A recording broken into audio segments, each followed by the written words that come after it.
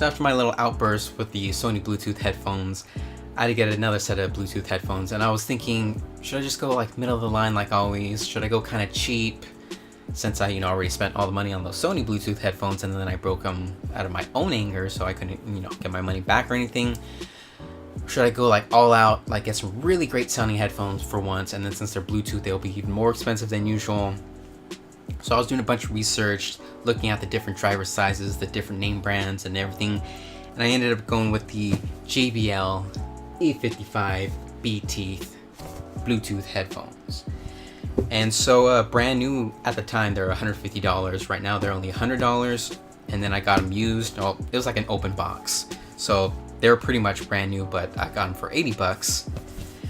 And so I was like, $150 for headphones, let's just do it. Got them, open it up, and I get these, and I'm like, really? Is that it? This sounds like hollow plastic. There's like no cushion. I mean, what is this? $150 for headphones that are like this? And then they're super light. Well, being lightweight is an upside downside, upside since it's, easy on your head and neck and everything. Downside can break really, really easily. And if you have $150 headphones, you do not want to drop them and then have them crack in half or whatever. Then when we look at the buttons in I/O, one side has the micro USB charging port and the battery, and you can tell it's slightly heavier than the other side.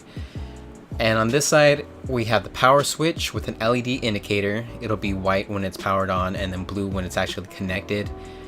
And then we have the volume up button, the play pause button, volume down button, aux input, and the Bluetooth connection button. And I really did not like it because I couldn't really figure out which one was which just by feeling it, and they're all on one headphone. Really, it just wasn't good compared with the Sony Bluetooth headphones and their user interface. Their interface was awesome. This one just seemed like garbage. Just based on appearance, no. So I put them on, and first things first, this part is cushiony, so this is nice. This part, not very cushiony, whatevs. But there's like noise cancellation. I could barely hear anything. And everybody that put them on, they're like, oh, this is like being inside a new car. You don't hear like anything outside. Well, very little outside. And then so I put some music on, and I was like, it seems like I can hear stuff that I couldn't normally hear. So I put on a different song, and then I tried different headphones. Play more music, play video games, play movies.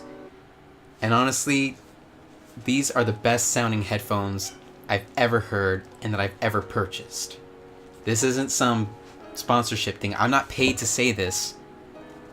I was scared to spend $80 on this used, and I did not want to spend $150 on it brand new, $100 brand new now. But now that I've heard it, and even all my friends have heard it, everybody's like, these are freaking awesome. And I'm saying I highly recommend them for gaming, for listening to music, whatever. They just sound magnificent, but the design, it's lackluster. And then again, remember with my last Bluetooth headphones, one of my concerns was if the battery runs out, am I just screwed? Is this just like a paperweight now? So I had to get the aux input, and it did come with its own aux cable, and it's braided, so that's nice. Although one end is kind of like curved, and then the other end's just straight. Whatever. And then it has a little, button thingy. Anyways, you can listen to the headphones with an aux, but you can't listen to them wirelessly while charging.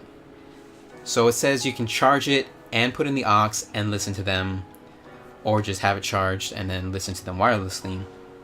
So that has a 20-hour battery life, and then you can just charge it for like, I think 30 minutes, and then it should be able to play for 3 hours supposedly. And then there's like the only indicator for charging is just this little red light. So when you charge it, if it's like super dead, the red light will go on, and then charge it for a little bit, the red light will go off. I'm pretty sure that does not mean it's a 100% charged. It just, again, it's bad interface. but the sound is so great. It is pretty comfortable on the ears. This is kind of comfortable on the head. Really not that comfortable. I'm just gonna be legit. And 20-hour battery life, it's okay, I guess. You know, it'll last you the whole day. Although I doubt anybody's gonna be up 24 hours listening to headphones, but 20 hours, you should be fine. Charge it overnight, then switch between devices. All this stuff, it should be the standard for Bluetooth headphones.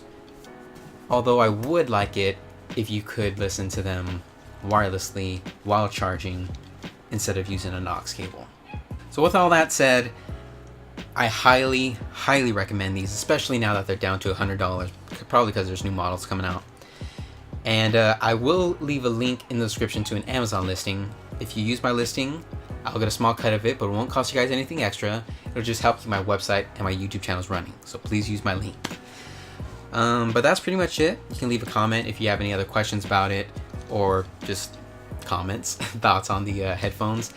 And like this video if you liked it, or just appreciated me doing it. And subscribe to my channel for more gaming and tech related stuff. Sometimes I do tech reviews like this. Sometimes I talk about PCs. Sometimes I do gameplay commentary, strategy guides, just a bunch of different stuff. That's it. See you guys later.